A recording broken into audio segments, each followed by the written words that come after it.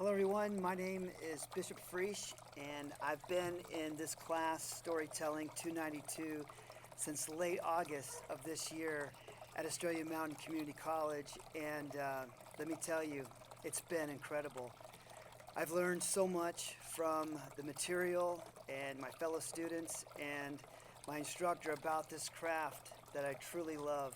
And I've seen us all grow into wonderful, wonderful storytellers.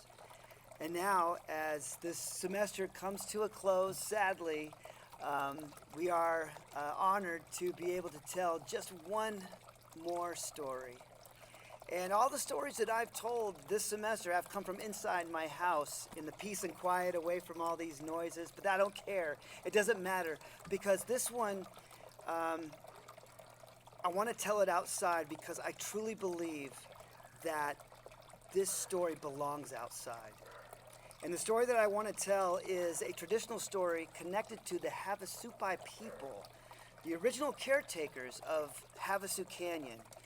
This is not my story, but is one that I share with respect, gratitude, reverence for this land, its people, and the state that I call home. Long before maps, long before the states even had their borders, before the states even had names, this land that I'm going to talk about already knew the people who it would belong to, the Havasupai. And they say that they weren't just placed here by chance. It was not by accident. No.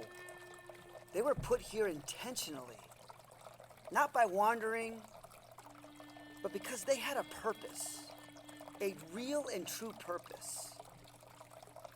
In the beginning, the ground was whole. It was unbroken, and it was smooth on the surface. And the people, they walked and lived above, and they walked this vast land.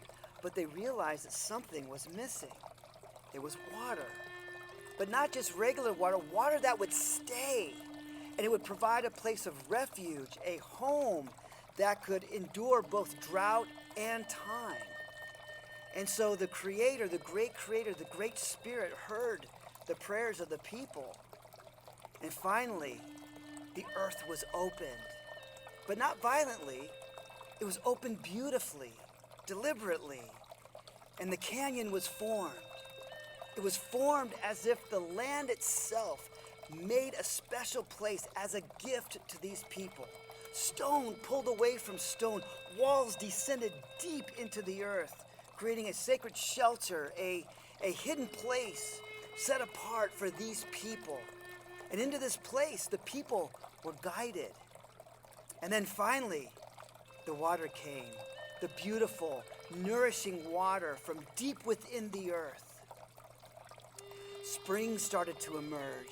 Clear, cool water flowed, and it carried minerals from the ancient stone, and the water turned the color of blue-green, turquoise, the color of life, the color of blessing.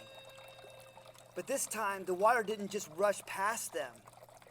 No, this time the water stayed, and it sang through the canyon like a song. It fed the gardens, it watered the plants, and it nourished the people. And the land made them a promise. As long as you care for this place, my promise to you is that this place will care for you. And so the people became known as the Havasupai, the people of the blue-green water.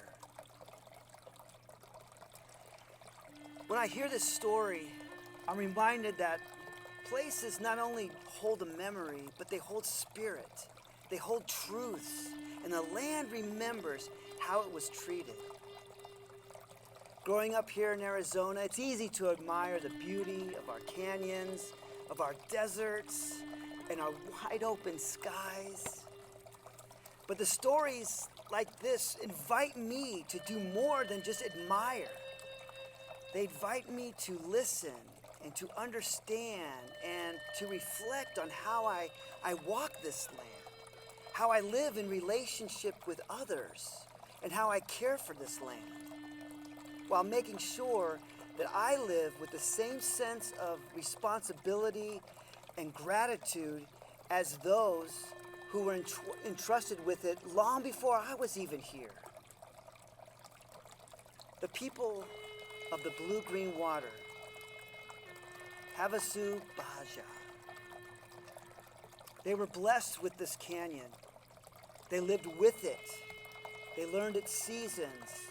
They learned when it rose and when it fell, the floods, the silence.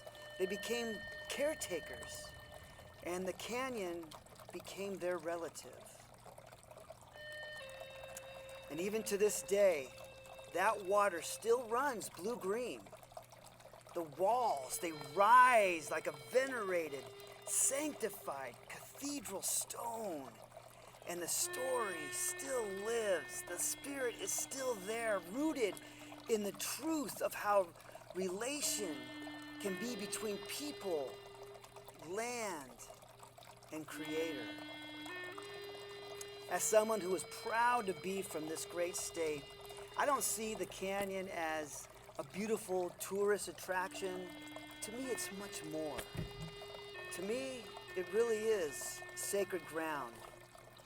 And when I speak of this story, I do it with gratitude for the Havasupai people, for their endurance, and reminder that this land was never empty. This land was loved and it was taken care of by them, and it will be by me. Thank you.